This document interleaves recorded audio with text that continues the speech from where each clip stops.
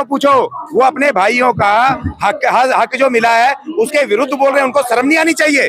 हम तो बाद में लड़ रहे हैं, पहले वो लड़ रहे हैं हमसे, अपने छोटे भाइयों से लड़ रहे हैं वो, और हमारे अधिकार को मार रहे हैं। और वो अधिकार किसी पॉलिटिकल पार्टी ने नहीं दिया, किसी सरकार ने नहीं दिया, वो माननीय सुप्रीम कोर्ट की संवैधानिक खंडपीठ 7 जजों की उन्होंने हमें दिया है। यहाँ पर कितने प्रोफेसर आ रहे हैं हमारे, कितने ऑफिसर आ रहे हैं हमारे, एक नहीं आ रहा है। ये जितने लोग दिल्ली में हैं जो 15-15 हजार में काम करते हैं, जो बेचारे मजदूर हैं, वो यहाँ पर आ रहे हैं। तो इनके बच्चे जाने चाहिए, IAS बनने चाहिए, इनको मिलना चाहिए रिजर्वेशन। और जो जब रिजर्वेशन हम लागू करवाएंगे ये मजदूर और फिर हमारे प्रोफेसर, वो आके उनके बच्चे पढ़ लिख करके खड़े तैयार, वो लेकर के वो बन जाएंगे। इसलिए क्रीमी लेयर चाहिए, हर हालत में चाहिए। हमारे लड़के जाएंगे, हमारी लड़कियां जाएंगे, हमारे स्टूडेंट जाएंगे और वहां पर IAS IPS बनेंगे, डॉक्टर बनेंगे, वो बनेंगे पुलिस में सिपाही, वो जाएंगे सरकार में, और हमारे बच्चे जाएंगे नॉट फॉर सुटेबल नहीं होने देंगे।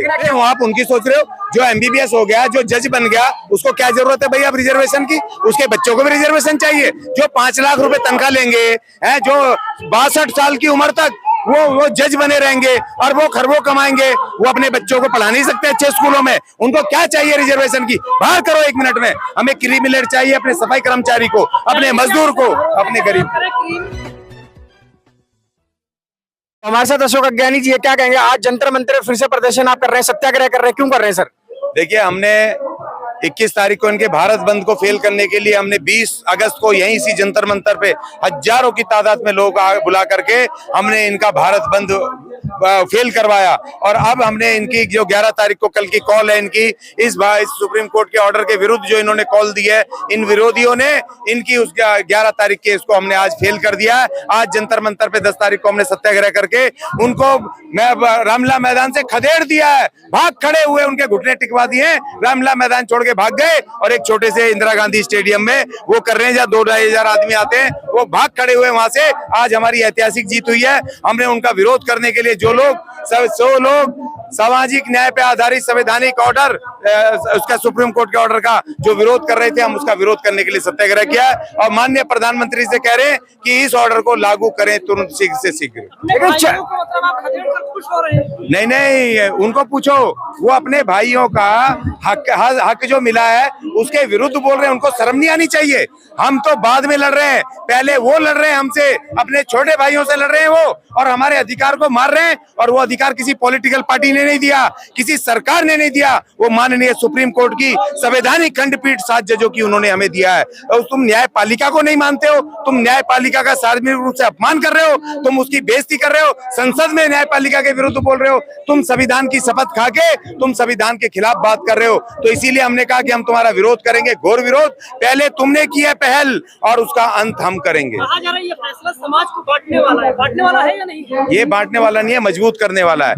रिजर्वेशन को बांटने वाला है। जो रिजर्वेशन बाबा साहब ने तमाम शेड्यूल जातियों को दिया था, उन सबको शैक्षणिक और सामाजिक रूप से मजबूत करने के लिया था। उनको दिया था आर्टिकल 16(4) के हिसाब से कि इनको जितनी सरकारी नौकरियां उनमें सबको बराबर रिप्रेजेंटेशन मिले, उसके लिए दिया था। इसीलिए नहीं दिया था कोई एक जाति लेती रहेगी। तुम्हारा अगर मंत्री था, उस मंत्री ने तुम्हें जो उप प्रधानमंत्री तक बना, राजनीतिक पकड़ थी कांग्रेस में, उसने पकड़ के तुम्हें भर्ती कर दिया।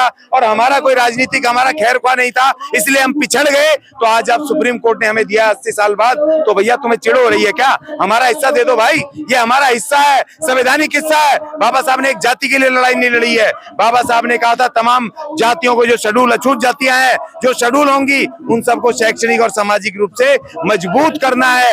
ये वो रिजर्वेशन है। क्यों इतना भरोसा है कि ये जो फैसला है ये धरातल पर उतर जाएगा? देखिए, इसलिए भरोसा है क्योंकि हमारी जो कौम है, हमारे जो लोग हैं, बहुमत लोग, जो अति वंचित समाज है, वाल्मीकि समाज है, वो मैदान में उतर चुका है, वो मैदान में खड़ा हो गया है। और इस देश के अंदर ताकत जो जनता की होती है और वोट की शक्ति से बड़ी कोई नहीं होती। आज हम दिखाएंगे इनको, उस वोट बैंक से हम इनको धज्जियां उड़ा देंगे। जो भी न्याय सुप्रीम कोर्ट के ऑर्डर के विरुद्ध पार्टियां उन्हें बोला है, जिन नेताओं ने बोला है, उनकी हम धज्जियां उड़ा देंगे और उनके विरुद्ध जो हमारे पक्ष में होगा, जो हमारे पास आरक्षण है, जो सीटें वो तो भरी नहीं जा रही, नॉट फॉर सुटेबल लिखा जा रहा है, तो जब वो नहीं भरी जा रही है तो इस पर कैसे भरोसा? इसीलिए क्योंकि वो हमें बताते नहीं थे, सरकार हमें बताती नहीं थी। और जो बड़े भाई अपने आप को शैक्षणिक बहुत अपने आप को कहते थे हम बड़े तगड़े हैं, वो नॉट फॉर सुटेबल करा रहे थे पिछले 30 साल से। हमें पता ही नहीं, तो हम पता चला कि हमारी पोस्टों को नॉट फॉर सुटेबल करा के जनरल को दे रहे हैं।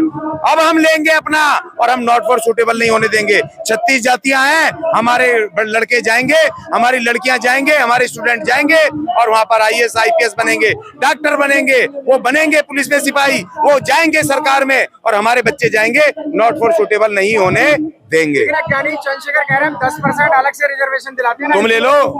तुम ले लो भाई, तुम हमें क्या दिलाओगे? तुम कौन हो? कौन हो तुम ले लो भाई 10% का, तुम 50% ले लो, लेकिन हमारा 15% छोड़ दो भाई। जो सुप्रीम कोर्ट ने कहा है हमें हमारा 15 दे दो, उसमें खुश है। तुम ले लो और 10% का 50% ले लो, जाओ लड़ो अपने लिए।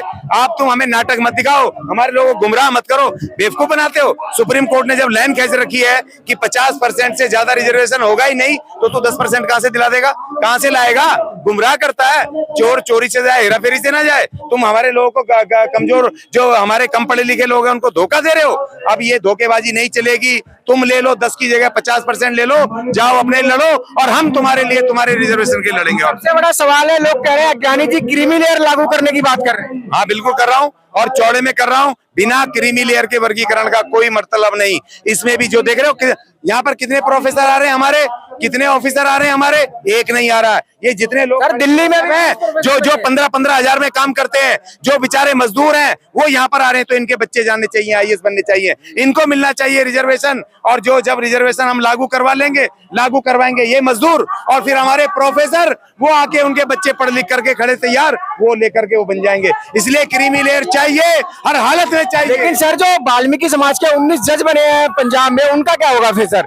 अभी हाल ही में हरियाणा में 60 MBBS लड़के भर्ती हुए हैं MBBS में, उनका क्या होगा सर अगर क्रीमी लागू हो गया तो? अरे वो आप उनकी सोच रहे हो। जो MBBS हो गया, जो जज बन गया, उसको क्या जरूरत है भाई अब रिजर्वेशन की?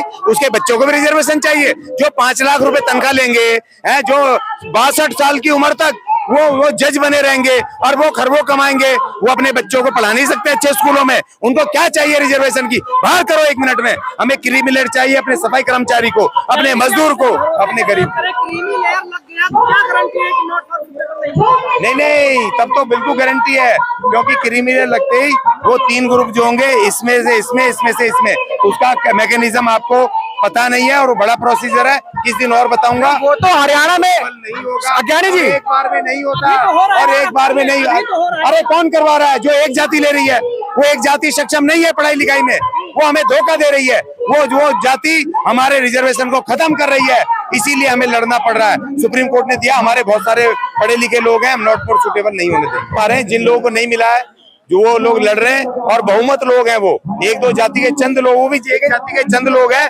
जो विरोध कर रहे हैं। उसके अपनी जाति के लोग भी गरीब नहीं आ रहे हैं। अगर गरीब आ रहे थे तो वो भी 6-7 करोड़ हैं, दिल्ली की सड़कें जाम हो जाती। उनके गरीबों को भी पता चल गया कि चंद लोग माल खा रहे थे, और वो चंद लोग एक ये जो टीना डाबी है, जो IAS बनी थी पीछे, उसके 2 माँ बाप दोनों इंजीनियर हैं, और वो रिजर्वेशन से वो IAS का पर्चा भरा। दोनों इंजीनियर जो टॉप के कॉलेज स्कूल में पढ़ी है, तो उसको क्या जरूरत है भाई रिजर्वेशन की? जब तुम्हारे दोनों माँ बाप इंजीनियर है रिजर्वेशन से, तो तुम्हें जरूरत नहीं थी, तुम्हें उसको छोड़ना चाहिए था। रिजर्वेशन किसी गरीब को मिलता। तो इसीलिए इस तरह के लोग, एक घर में 2 इंजीनियर, एक IAS हो गई, कलेक्टर भी हो गई, वाह भाई वाह, बाकी लोग कहाँ जाएंगे? SC ST के 40 करोड़ लोग, कैसे मिलेगा उनको अगर क्रीमी लेयर नहीं लगा? तो हमें क्रीमी लेयर। अज्ञानी जी वाल्मीकि समाज में तो नहीं है ना इस तरीके का? वाल्मीकि समाज में तमाम अफसर होंगे, वो भी कितने ऑफिसर हैं बताओ मुझे? एक IAS का नाम सुनाओ। एक भी IAS ऑफिसर नहीं है। वाल्मीकि समाज के 100% लोगों को क्रीमी लेयर के दायरे से बाहर रहेंगे, और जो IAS ऑफिसर बन जाएगा तो फिर उसको जरूरत नहीं, उसको हम छोड़ देंगे, खुद ही छोड़ देंगे, फिर उसको नहीं चाहिए। जो 5 लाख की तनख्वाह लेगा, देखिए मापदंड मैं बहुत बार बोल चुका हूं, और अभी क्या है, लेकिन फिर बोल देता हूं। 3 क्राइटेरिया, 3 मापदंड है। अभी मौजूदा 8 लाख रुपए एक फाइनेंशियल जो है साल की जो कमाएगा, वो भी प्राइवेट सेक्टर का आदमी, सरकारी क्षेत्र का नहीं। प्राइवेट जो फैक्ट्री कारखाने में या ठेकेदारी में काम करता है, प्राइवेट सेक्टर में भाई किसी को 70,000 रुपए तनख्वाह मिलती है क्या? फैक्ट्री कारखाने में 70,000 महीने की देता है क्या? जो 70,000 रुपए महीने कमाएगा प्राइवेट क्षेत्र में, उसको उसके ऊपर 8 लाख की वो है फाइनेंशियल। अब हमारे तो लोग आएंगे नहीं, दूर दूर तक नहीं आएंगे 8 लाख रुपए। और दूसरी बात, जो 4th क्लास एम्प्लॉय से लेकर के और A ग्रेड अफसर हैं जो सरकारी क्षेत्र में, वहाँ फाइनेंशियल क्राइटेरिया नहीं है, वहाँ 8 लाख का क्राइटेरिया नहीं है।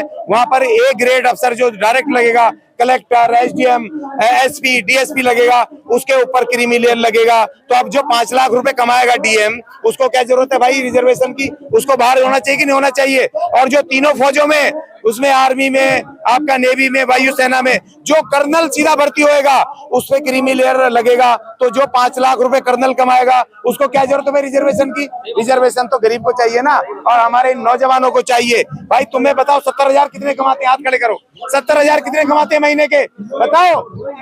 ये एक नहीं कमाता, इनको चाहिए रिजर्वेशन, के बच्चों को चाहिए। हम इनके लिए लड़ रहे हैं। क्रीमी लेयर के बाद ओबीसी समाज को जो आरक्षण मिल रहा था 2, 4, 5, 10% पर रुक गया है। नहीं नहीं, ऐसा नहीं है, ऐसा नहीं, ऐसा नहीं है। उनको पूरा मिल रहा है और उनका पूरा फुलफिल हो रहा है। और उनका समझ लीजिए, उनका जो रिजर्वेशन है एजुकेशन में नहीं है, उनका खाली नौकरियों में है, और वो उनको मिल रहा है, फुलफिल हो रहा है। धन्यवाद।